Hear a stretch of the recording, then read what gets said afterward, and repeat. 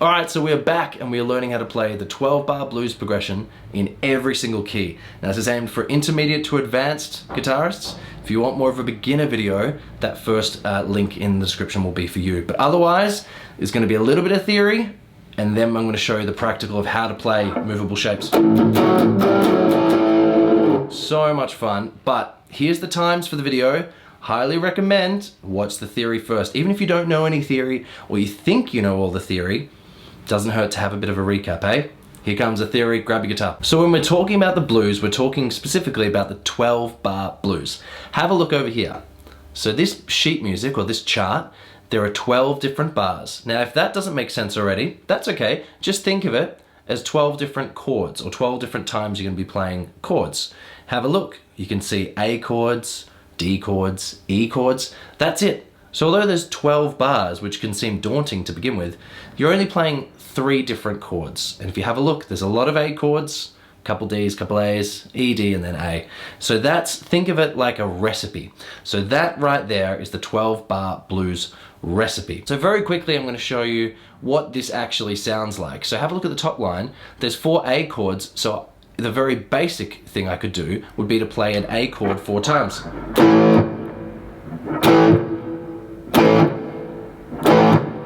And then what does it go to? The next line down, it goes to D, twice. Then back up to A. Then over to E.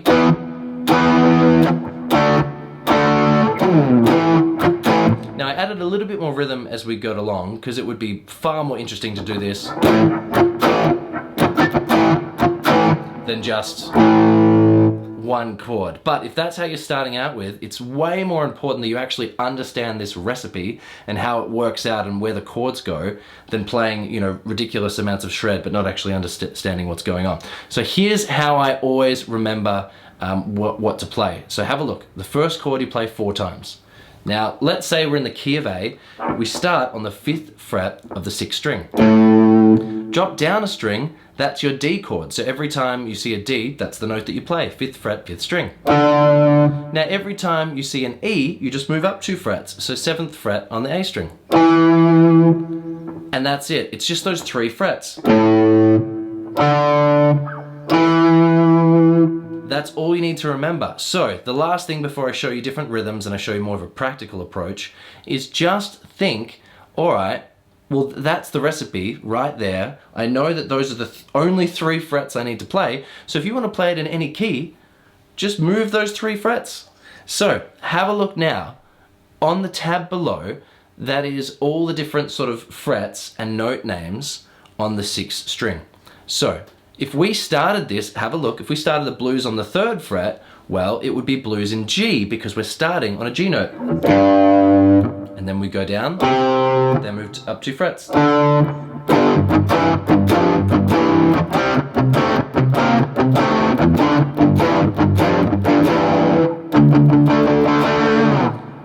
It's only changed key because we're starting on a different note. That's all you need to think about. So whether you're playing the beginner method, an intermediate or advanced method, just think about you play 1 note, you drop down a string, that's your next chord, and you move up 2 frets and that's your last chord. That's it. Well done for making it through the theory. Let's have a look at the practical side of things. Alright, so you've made it through the theory. Well done. Hopefully you didn't fall asleep. But we're continuing on.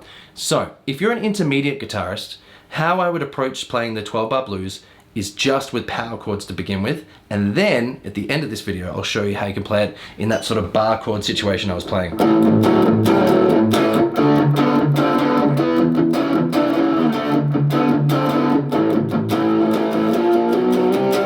And that little turnaround too, so stick around for that. So if you're playing power chords, let's say we're doing blues in A. You have your first finger on the 5th fret of the 6th string and your 3rd finger on the string below it on the 7th fret. Okay, so that's our chunky A power chord. Now again, have a quick look at the music, the chart over there. We have to play that A chord on the first line 4 times.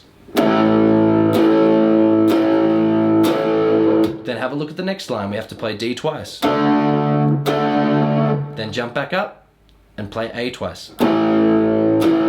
jump down a string, but this time have your first finger on the 7th fret of the 5th string, your third finger on the 9th fret, the string below that, so power chord. Play E once, back 2 frets, play D once, then jump back up and play A twice. Now, hey, I know that was a lot to take in and I powered through that entire progression, but if you watch the theory, it would all make sense. So think of it again, just like that recipe. So you're probably thinking, Pat, that was pretty bland. It's pretty boring blues playing. How you need to jazz it up then is try and, once you understand the chord progression and the recipe, then try and play each power chord twice or 3 times. So if it was twice per bar, the first line would be 8 A chords. That's once.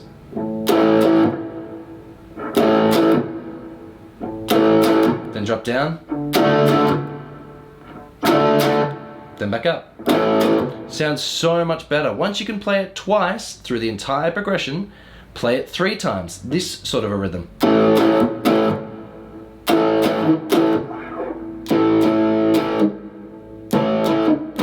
Now I'm using my palm to mute the strings in between.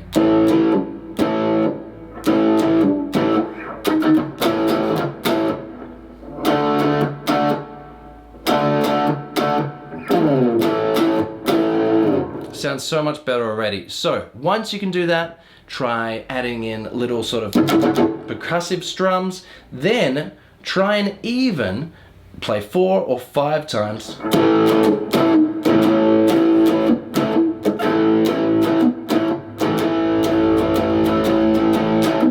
Just try and make it your own and a little bit more interesting. But follow that chord progression, play it with power chords, make it your own with your own different sort of rhythm fills. So, up to the advanced method, so well done. Now the last thing that I'll say with that power chord method is remember, it's in the blues in A because we're starting on the 5th fret on the 6th string. If you were to move it back 2 frets, you'd be on G. Do exactly the same chord progression.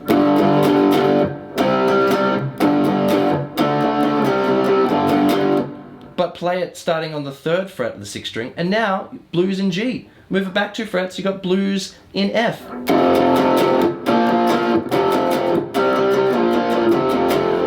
Move it all the way up to the 8th fret on the 6th string, you've got blues in C.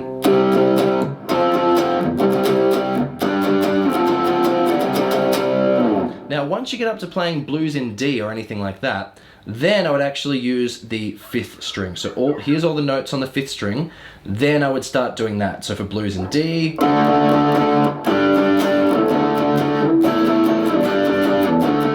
exactly the same formula, exactly the same sort of recipe and moving your fingers down, but now you can play it in every single key. All right, advanced method time. The advanced method is tricky. There's your warning. Good luck. So, have your first finger on the 5th fret. I'm going to show you blues in A, but then I'll show you in every single key. First finger, 5th fret, 6th string. Then your second finger on the 7th fret of the string below that. That's how you're going to play your power chord with your first 2 fingers. Then your pinky is going to be moving from the 5th string, 9th fret, 10th fret, back to the 9th fret. You're going to play each chord twice like this.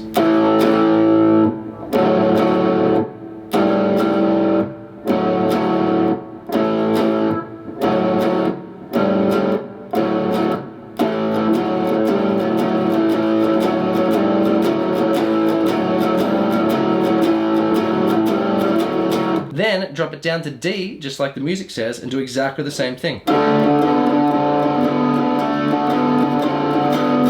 back up. Play it on E, so 7th fret. Drop back. Back up. Now for a turnaround, I suggest playing twice. Play the 5th power chord on the 5th fret, 6th fret, 7th fret, 8th fret. Then you start again. And that's it. Now it was only blues in A because I was playing and starting on the 5th fret of the 6th string. If you were to do the same thing on the 3rd fret of the 6th string, you'd be blues in G.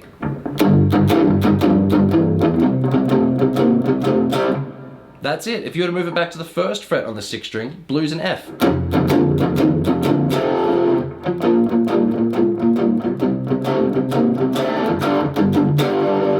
Now when it comes to blues in D, that's when I would suggest playing the notes on the 5th string.